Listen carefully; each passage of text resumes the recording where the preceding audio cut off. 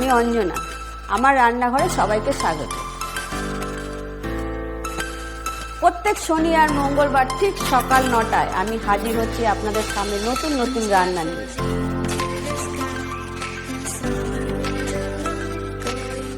ভালো লাগলে আমার চ্যানেলটাকে লাইক, কমেন্ট, শেয়ার করবেন। নমস্কার, আমি অঞ্জনা রান্নাঘরে আপনাদের সবাইকে স্বাগত। আজকে আমি আর একটা রেসিপি নিয়ে চলে এলাম। যারা কিনা সর্ষে বাটা দিয়ে ইলিশ মাছ খেতে পারেন না, পেটের প্রবলেম অনেকেরই থাকে, যাদের সর্ষে একদমই চলে না, তো তাদের জন্য আমি একটা আজকে ইলিশ মাছের রেসিপি নিয়ে এলাম। জিরে বাটা দিয়ে ইলিশ মাছের ঝোল। এটা পূর্ববঙ্গের একটা বিখ্যাত রান্না, ঢাকা ডিস্ট্রিক্টের। তো চলুন ভিডিওটা শুরু করি। প্রথমে আমি এখানে দেখিয়ে দিচ্ছি, মানে ইলিশ মাছ মানে ইলিশ মাছ লাগবেই। তো আমি এখানে এরকম কপিস ইলিশ মাছ নিয়ে নিয়েছি। এই ইলিশ মাছগুলোতে আমি এখন নুন আর হলুদ দিয়ে দেবো। প্রথমে আমি নুন দিয়ে দিলাম,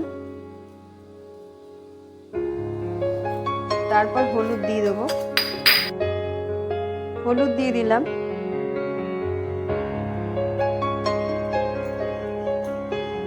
নুন আর হলুদটা ভালো করে আমি মাখিয়ে নেব। মাছটাতে আবার ডিমও হয়ে গেছে।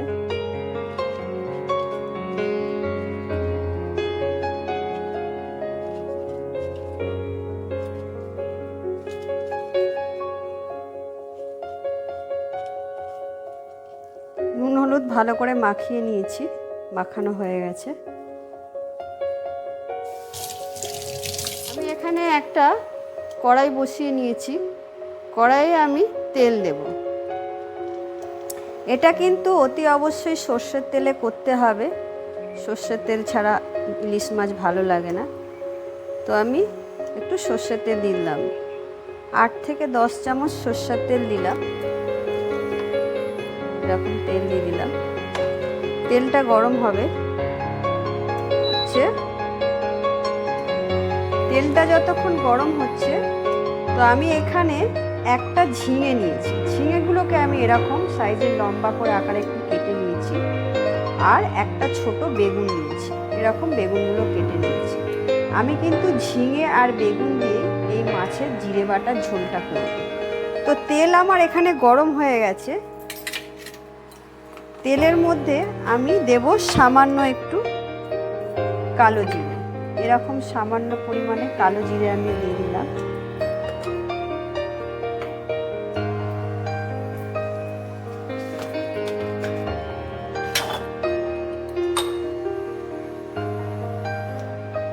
আর এখানে আমি একটু রাঁধুনি, মানে দেখতেই পাচ্ছেন 4 চামচের একদম সামান্য একটু রাঁধুনি দিয়ে দিলাম।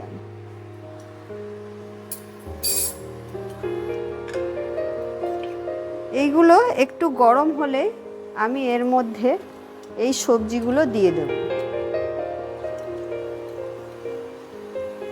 রাঁধুনির একটা সেন্ট বেরোলেই, কালো জিরে আর রাঁধুনির একটা খুব সুন্দর গন্ধ বেরোলে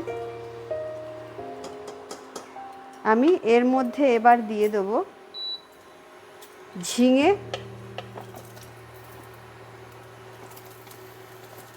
বেগুনগুলো আমি দিয়ে দিলাম।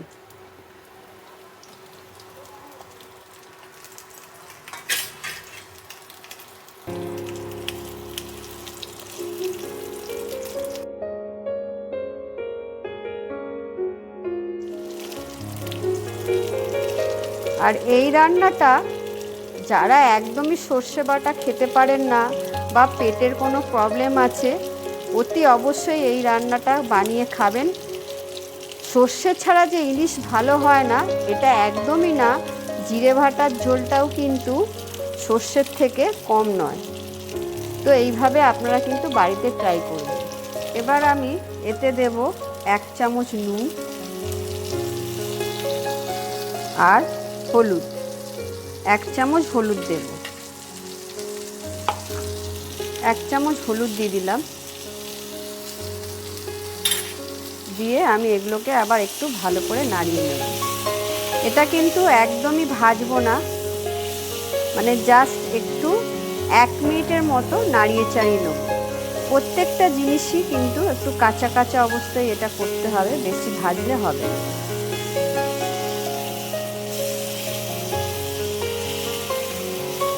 1 মিনিটের মতো একটু নাড়িয়ে নেব। 1 মিনিটের মতো আমি একটু নাড়িয়ে নিলাম, দেখতেই পাচ্ছেন এরকম নাড়িয়ে নিতে হবে। এবার আমি এর মধ্যে দেব জিরে বাটা। এইটাতে কিন্তু জিরে অবশ্যই বেটে নেবেন, গুঁড়ো জিরেতে একদমই ভালো হবে না।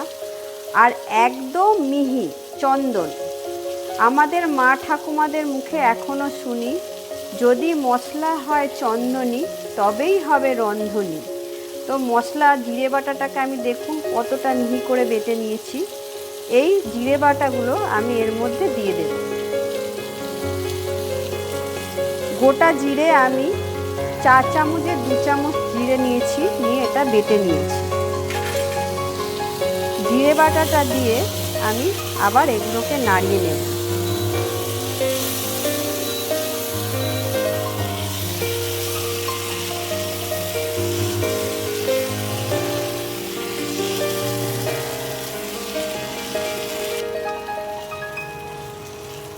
ভালো করে একটু নাড়িয়ে চাড়িয়ে নেব। একদমই মশলা কিন্তু জিরে কিন্তু একদম ভাজার দরকার নেই, সব কিছুই বললাম যেন কাঁচা কাঁচা থাকে। এর টেস্টটা কিন্তু পুরো একটা দুর্দান্ত একটা টেস্ট হবে। আমি কিন্তু আর এই জিরেটাকে ভাজবো না, এর মধ্যে আমি জল দিয়ে দেব। আমি এর মধ্যে এই বাটি ধুয়ে জলটা দিয়ে দিলাম। আর একটু জল দেব, কারণ এটা কিন্তু একটু ঝোল ঝোল হবে। 2 কাপ মতো আরও জল দিয়ে দিলাম। এবার আমি এটাকে ভালো করে নাড়িয়ে নেব।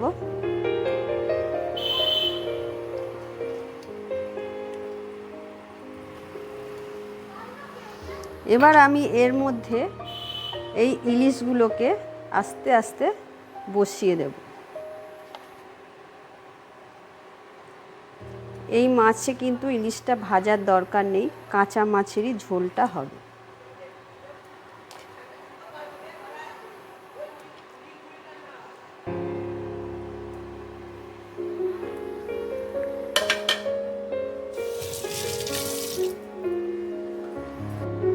চারটে কাঁচা লঙ্কাকে আমি এরকম করে চিড়ে দিয়ে দেব। চিড়ে দিয়ে দিলাম। ঝাল আপনারা যেরকম খাবেন সেই বুঝে দেবেন।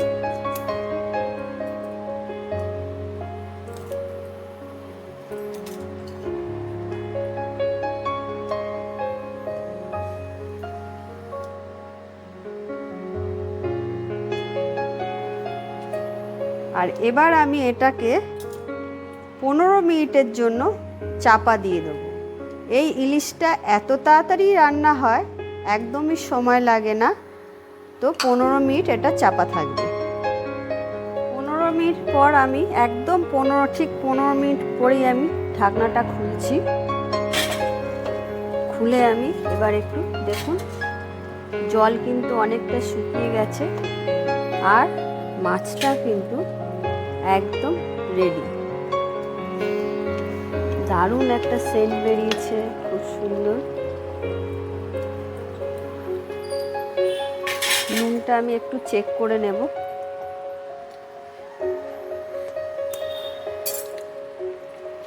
নুন একদম ঠিক আছে, টেস্টটাও খুব ভালো হয়েছে। এবার আমি এটা পরিবেশন করে নেব।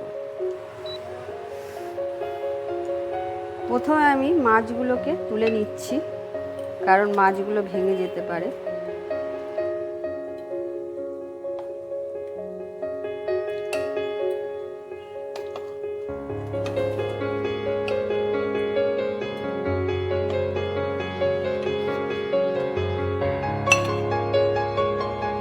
এরপর আমি এর উপর দিয়ে ঝোল আর ঝিঙে দিয়ে দেব।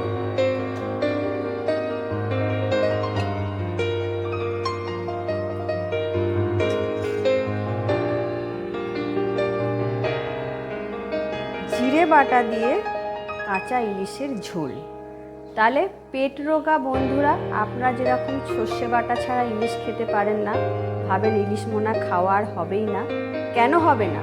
আজকে আমি যে রেসিপিটা দেখিয়ে দিলাম, বাড়িতে আপনারা ট্রাই করবেন। আর আমার ভিডিওটা যদি ভালো লেগে থাকে, লাইক কমেন্ট শেয়ার করে দেবেন। টাটা।